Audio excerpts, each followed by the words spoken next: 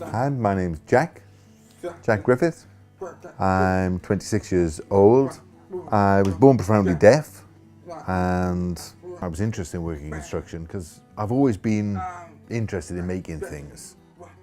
I think I expected to get a job straight away, but I realised quite soon how hard it was. After the fourth or fifth time of being refused work, I started to feel low, you know, I lost confidence. Maybe my CV's not good enough, but I had a really good CV. I got lots of certificates, I've got lots of qualifications. I don't understand why people aren't offering me these jobs. And I started to wonder if they were turning me down because I was deaf. So, after having a difficult time applying for work, I went to Action on Hearing Loss, who supported me in looking for more work. And through that, we found Willis Construction, and I sent off an application, and I received replies saying, yeah, great, come for an interview. I had a chat with the boss here, but it was really a short interview. Again, I expected, oh, we'll let you know in a week, but they just told me, you've got the job. I was shocked. You know, for 2 years, I'd gone through a real difficult time applying for jobs being turned down, and I came in and got the job here. I was delighted, absolutely delighted.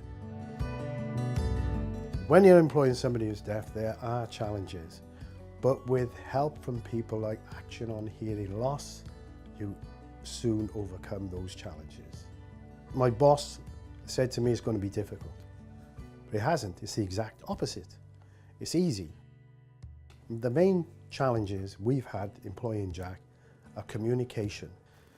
For example, when we do the risk assessments and method statements, Jack can read, so we give him the risk assessment, he reads through the risk assessment, and then he signals that he understands the risk assessment. If there's something on he doesn't understand, the site manager will write it out, tell him, explain to him.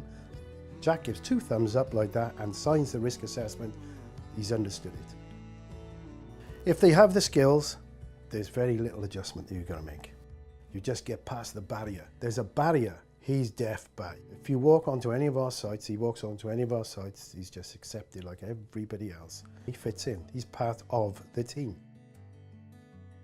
Jack, as long as he carries on like he's good, like he's doing, will be here for a long, long time. If there are employers out there, different companies who aren't sure whether to employ somebody who's deaf, you know, you can see here, you know, this is a good example. If there's a deaf person out there who's good for the job, just do it. Why shouldn't a deaf person be able to do that job?